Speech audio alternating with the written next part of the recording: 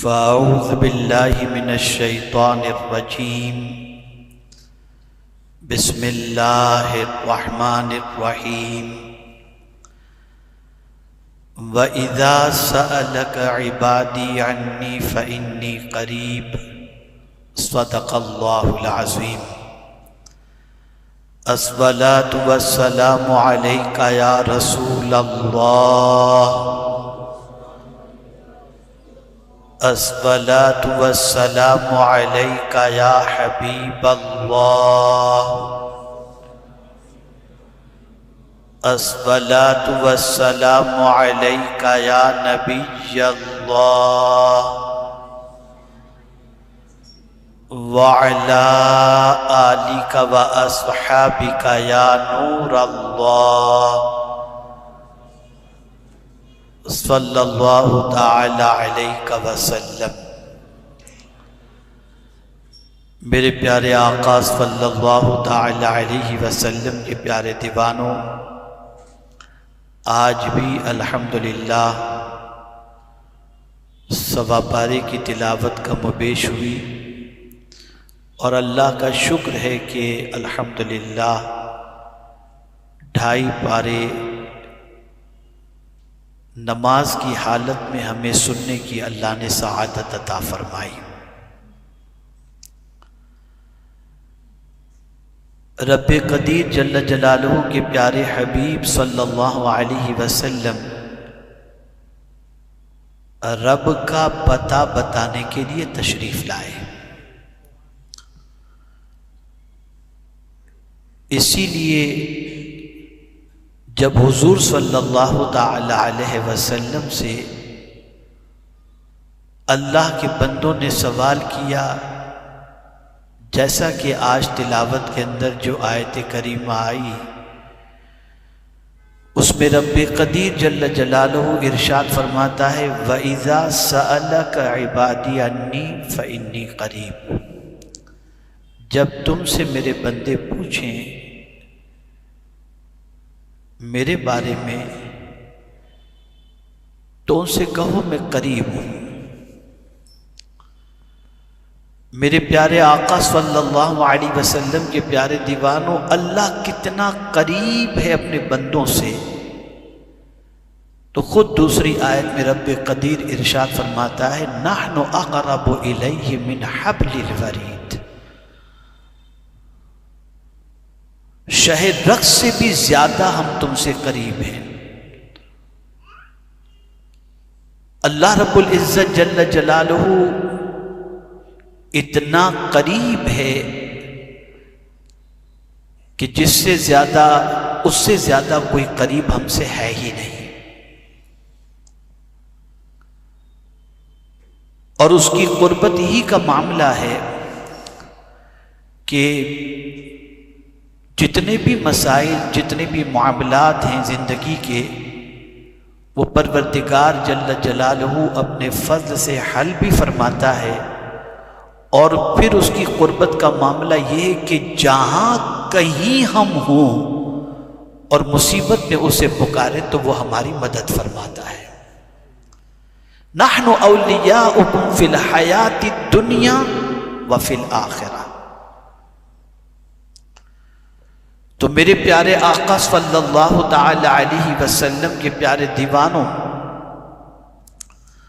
کسی کہنے والے نے کہا اپنے من میں ڈوب کر باجا سراغ زندگی،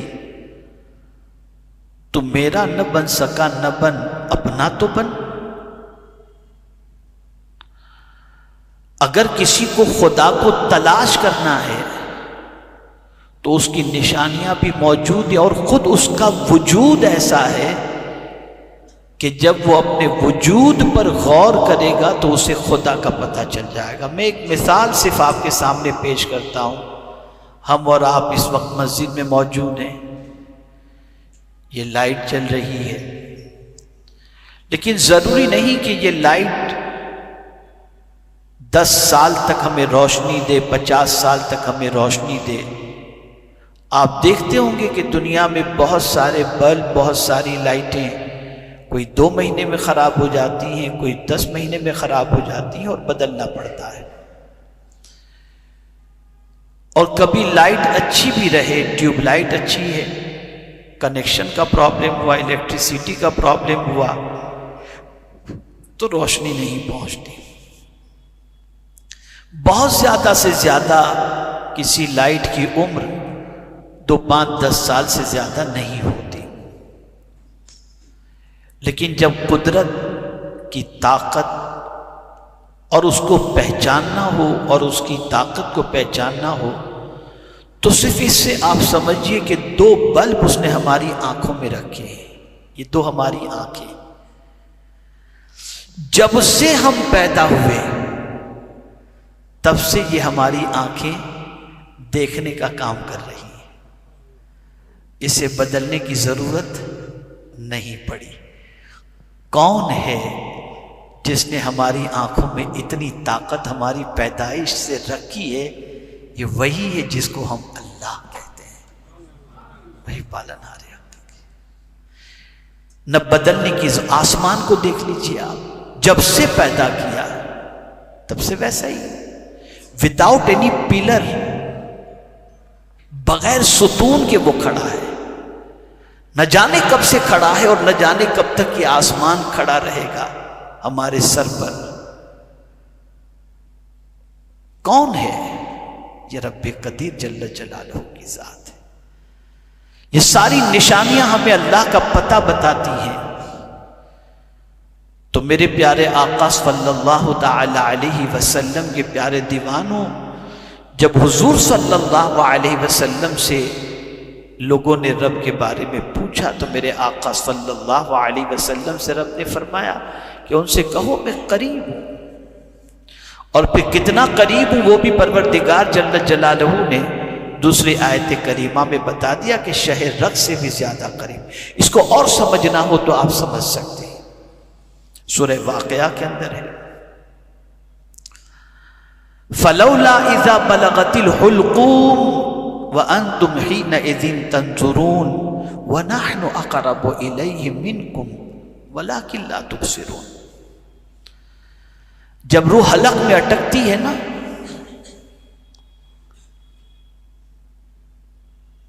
تو تم اس بندے کو دیکھ رہے ہوتے ہو، اس کے قریب کھڑے ہوتے ہو، اور تم یہ تصور کرتے ہو کہ تم اس کے قریب ہو، تم اس کو دیکھ رہے ہو۔ اللہ فرماتے وَنَحْنُ أَقْرَبُ إِلَيْهِ مِنْكُمْ، ہم اس تم سے بھی زیادہ اس سے قریب ہیں۔ ایک ڈاکٹر پیشنٹ کے پاس کھڑا رہتا ہے اس تصور کے ساتھ، اگر کوئی بلینر ہے تو ڈاکٹر کو سامنے کھڑا رکھتا ہے کہ بس پیشنٹ کے پاس سے ہلنا نہیں، جتنا پیسہ چاہیے تم لے لینا، میرے پیشنٹ کو موت نہیں آنی چاہیے، اس کا تم خیال رکھو۔ برابر سارے جو ہے وہ مشین لگے ہوتے ہیں، اور اس کے بعد ہارٹ کی ریڈنگ اور ساری چیزیں آدمی دیکھ رہا ہوتا ہے۔ ایک ڈاکٹر گیا، فوراً دوسرا ڈاکٹر آئے، سب قریب کھڑے۔ اللہ فرماتے وَنَحْنُ أَقْرَبُ إِلَيْهِ مِنْكُمْ، ہم تم سے بھی زیادہ اس سے قریب ہیں، وَلَكِنْ لَا تُبْصِرُونَ، لیکن تم ہم کو دیکھ نہیں سکتے۔ اور اگر تمہیں یقین نہیں ہے اور تم یہ تصور کرتے ہو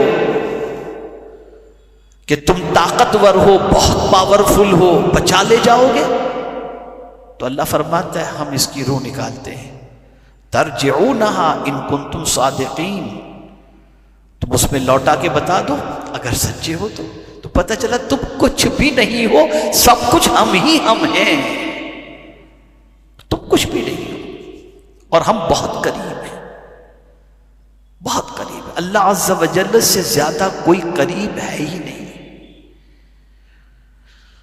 ہم اور آپ جو گناہ کرنے میں ہچکچاتے نہیں، اس کی سب سے بڑی وجہ یہ ہے کہ ہم نے اپنے رب کی قربت کا احساس اپنے اندر پیدا نہیں کیا۔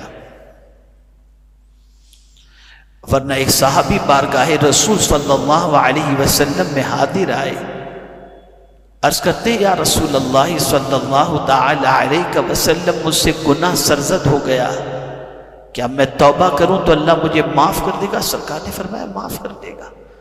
پھر پلٹ کر انہوں نے پوچھا کیا سرکار میرے رب نے مجھے گناہ کرتے دیکھ لیا؟ سرکار نے فرمایا ہاں، بس اتنا سننا تھا، ایک چیخ ماری اور روح پرواز کر گئی۔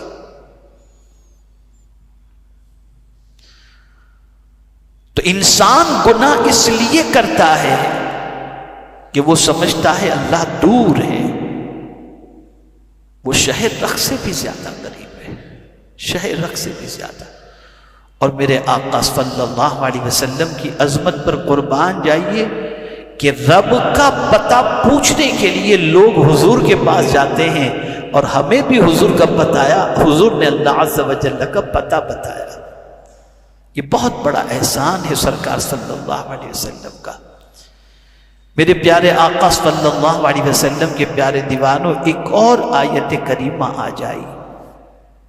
ایسے تو آج کئی آیتیں آئیں سرکار سے پوچھنے سے متعلق، یسألونک عن الأہلہ، یسألونک ماذا ينفقون، یسألونک عن الخمر والمیسر، یہ سب حضور سے پوچھنے سے متعلق آج آیتیں آئی۔ یہ ساری آیتیں حضور سے پوچھنے سے متعلق آئی، لیکن میں چونکہ آپ کے سامنے میں چاہتا ہوں کہ کچھ ایسی باتیں آ جائیں جس سے آپ کی اچھی طرح سے اصلاح ہو۔ تو ایک آیت آئی، وَإِذَا قِيلَ لَهُ اتَّقِ اللَّهَ أَخَذَتْهُ الْعِزَّةُ بِالْإِثْمِ فَحَسْبُهُ جَهَنَّمُ وَلَبِئْسَ الْمِهَادُ۔ جب لوگوں سے کہا جاتا ہے اللہ سے ڈرو، جب کہا گیا اللہ سے ڈرو، أَخَذَتْهُ الْعِزَّةُ، اس کی عزت نے اسے پکڑ لیا، بالاسم، گناہ کے ساتھ۔ بہت غور سے سنیے گا، معاشرے میں ایسے بہت سارے لوگ ملیں گے جو ڈھیٹ کوالٹی کے ہوتے ہیں، اور ان سے گناہ کرتے ہوئے ان سے کہا جائے گناہ مت کرو تو اکڑ رہے ہیں، ہم کو تم بولنے والے کون ہوتے ہو؟ ایسے ملیں گے مارکیٹ میں آپ کو۔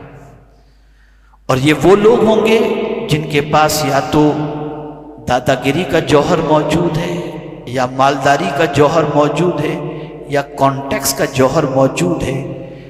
اس قسم کے جو لوگ ہوں گے ان سے آپ جب بھی کہیں گے نا کہ یہ گناہ مت کرو، اللہ سے ڈرو، پکڑیں گے۔ یعنی وہ سوسائٹی میں یہ سوچیں گے میری اتنی پہنچ اور یہ میرے کو اللہ سے ڈرنے کی بات کہہ رہے ہیں۔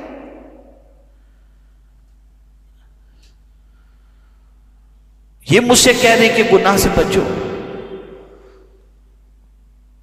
تو اخذت العزت بالاسم۔ اب ایسے بندے کا ٹھکانہ کیا ہے یہ قرآن بتائے، فحسبہ جہنم، اس کے لیے جہنم کافی ہے۔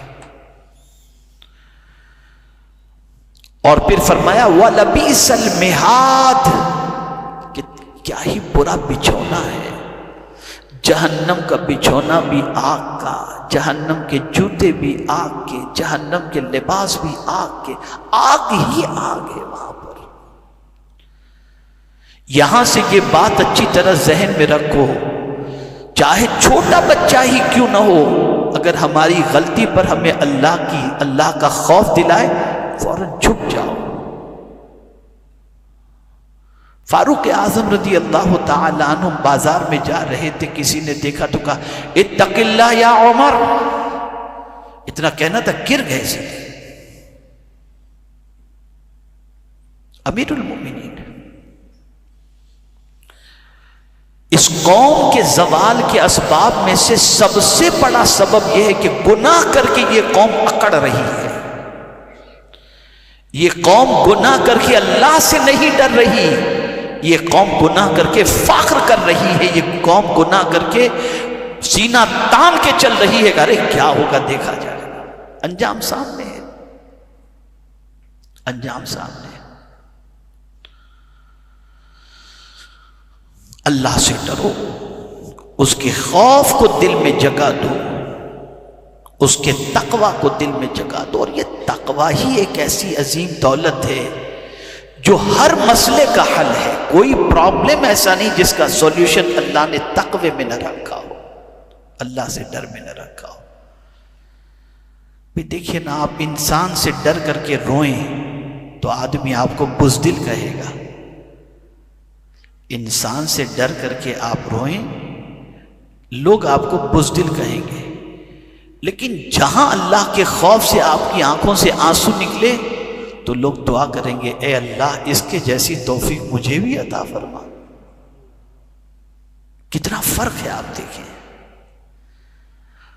اور رسول رحمت صلی اللہ علیہ وسلم نے ارشاد فرمایا اگر کسی کی آنکھ سے مکھی کے پر کے برابر بھی اللہ کے خوف کی وجہ سے آنسو نکلے، اللہ رب العزت اس آنکھ کو جہنم میں نہیں ڈالے گا، اور وہ آنسو جسم کے جس حصے پر پہنچیں گے اس حصے کو جہنم کی آگ نہیں جلائے گی۔ یہی وجہ ہے کہ حضرت ابو ہریرہ رضی اللہ المولا تبارک و تعالی عنہ جب کبھی خوف خدا کی وجہ سے روتے تو اپنے آنسوؤں کو جسم پر مل لیا کرتے تھے۔ لوگ پوچھتے تو جواب میں کہتے جہاں تک یہ آنسو پہنچیں گے اس حصے کو جہنم کی آگ نہیں جلائے گی۔ اسی طریقے سے آج آیت الکرسی بھی آئی تیسرے پارے میں، اور بہت ساری آیتیں ہیں لیکن میں زیادہ تفصیل سے نہیں عرض کرنا چاہتا۔ بہت بڑی آیت ہے یہ۔ آقا کریم صلی اللہ علیہ وسلم نے ارشاد فرمایا کہ بری نظر قبر کی دہلیز تک پہنچا دیتی ہے، قبر کے اندر تک پہنچا دیتی ہے۔ اب مجھے یہاں پر بڑی پیاری بات یاد آ رہی ہے۔ جو لوگ آقا کریم رؤوف الرحیم علیہ التحیۃ والتسلیم کی نظر کرم کے قائل نہیں ہیں، ارے کسی کی نظر سے کیا ہوتا ہے، لیکن وہ بھی اس چیز کے قائل ہیں کہ بری نظر ہوتی ہے۔ کاروبار میں بری نظر لگ گئی، بچے کو بری نظر لگ گئی، یہ تسلیم کرتے ہیں کہ بری نظر لگتی ہے، لیکن یہ تسلیم نہیں کرتے کہ کسی اللہ والے کی نظر لگتی ہے، یہ تسلیم نہیں۔ یاد رکھیں دو چیزیں انسان کو بدل سکتی ہیں اور انسان کی زندگی بدل سکتی ہیں، اس کو یاد رکھیے گا زندگی بھر۔ یا کسی بزرگ کی نظر پڑ جائے تو زندگی بدل جائے گی، یا کسی بزرگ کی دعا لگ جائے تو زندگی بدل جائے گی۔ اسی لیے جتنے بھی بڑے بڑے شعراء آئے انہوں نے بارگاہ رسول صلی اللہ علیہ وسلم میں ایک نظر ہی کی بھیک مانگی، یا رسول اللہ انظر حالنا۔ اعلیٰ حضرت عظیم البرکت کہتے ہیں جس طرف اٹھ گئی دم میں دم آ گیا، اس نگاہ عنایت پہ لاکھوں سلام۔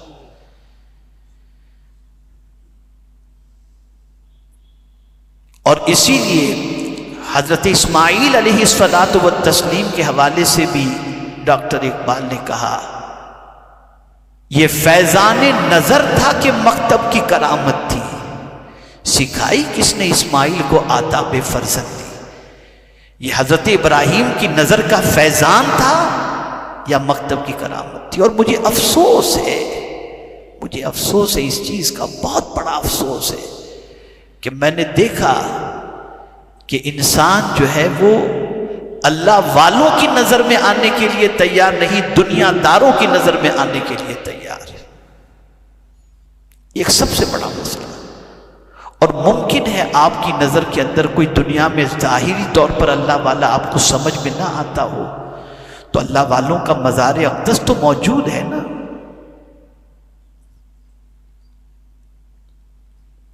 مخدوم ماہی علیہ رحمہ، حضرت بہاؤالدین شاہ بابا علیہ رحمہ۔